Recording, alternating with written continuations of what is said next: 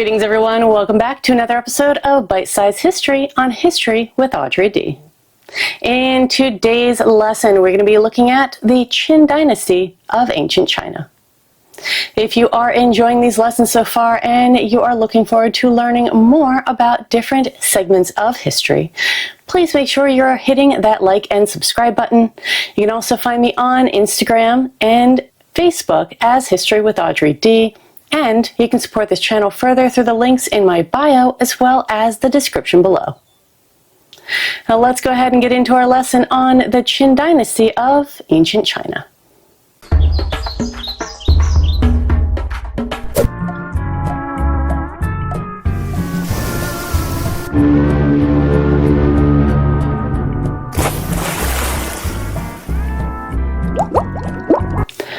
What if the very first empire set the rules for everything that happened after it?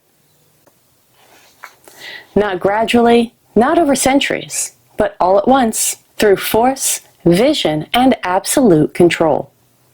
The Qin Dynasty did exactly that.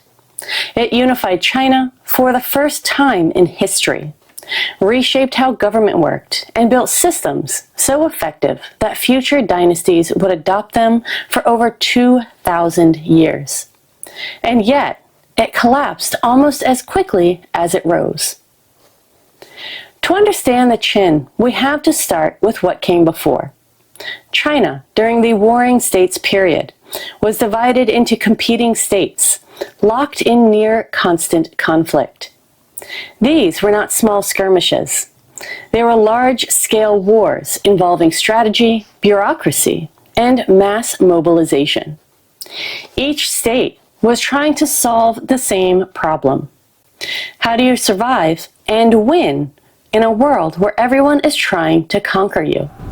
The Qin answered that question more effectively than anyone else. The state of the Qin was located in the west, somewhat removed from the most intense early conflicts. But geography alone did not explain its success. Qin adopted a philosophy known as legalism. Legalism rejected the idea that people would behave well simply because of moral guidance. Instead, it argued that laws must be clear, punishments must be strict, and authority must be absolute. This system allowed Qin to build a highly organized, disciplined, and efficient state. While other states debated ideals, Qin focused on results. In 221 BCE, the ruler of Qin declared himself Qin Shi Huang, meaning first emperor of Qin. This title was not just symbolic. It marked the beginning of a new political idea. China would no longer be a collection of competing states. It would be a single empire under one ruler. Qin Shi Huang did not just conquer territory. He transformed systems. Across the empire, he standardized currency, weights and measures, and written script. These changes made trade, communication, and governance more efficient across vast distances. It's easy to describe this as creating a unified culture, but that would be misleading. Regional identities, dialects, and traditions still existed. What Qin created was administrative unity, not complete cultural uniformity. The Qin government was highly centralized. Instead of relying on hereditary nobles, the empire was divided into administrative districts governed by appointed officials. This reduced the power of local elites and strengthened control from the center. From a modern perspective, this might seem obvious, but at the time, it was revolutionary. It replaced older systems of regional aristocratic power with a more direct and controlled form of governance. The Qin are also known for their large-scale construction projects.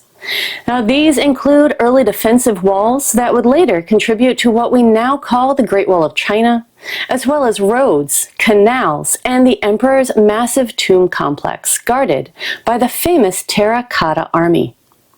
These projects demonstrated the power of the state, but they also came at a cost. Labor was often drawn from peasants, soldiers, and convicts working under harsh conditions. It is important, however, not to reduce the Qin to a one-dimensional oppressive regime. The same systems that enabled these projects also enabled administrative efficiency and long-term stability, just not for the Qin themselves. One of the most famous stories about the Qin is their famous stories about burning books and the suppression of scholars.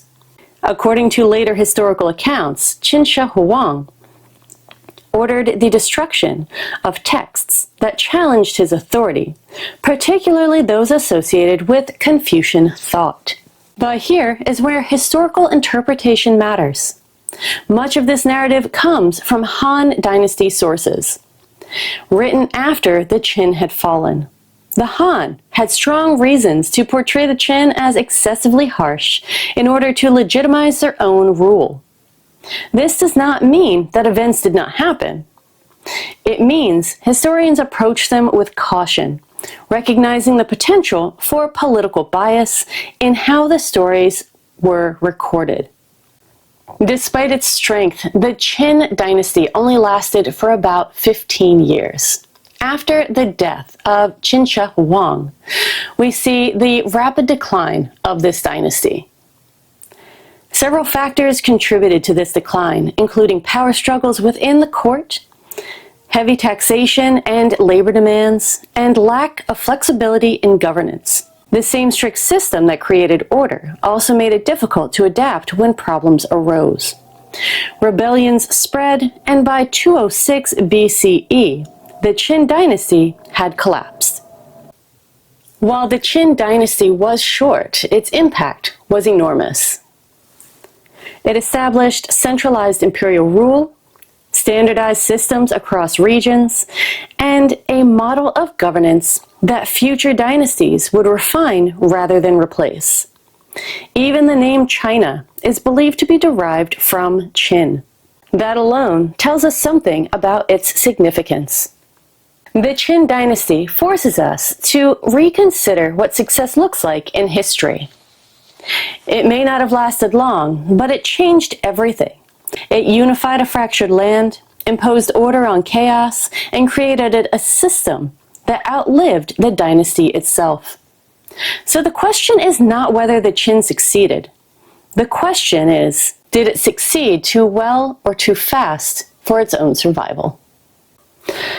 The Qin built a structure of empire, but it would be the next dynasty, the Han, who would sustain it. And that wraps up our lesson for the Qin dynasty. I hope you enjoyed this lesson, and you will tune in to our next lesson on the Han dynasty to see what happens next. If you are enjoying this channel and these lessons, please make sure you are hitting that like and subscribe button. Find me on Instagram and Facebook as History with Audrey D, and you can support this channel further through the links in my bio as well as the description below.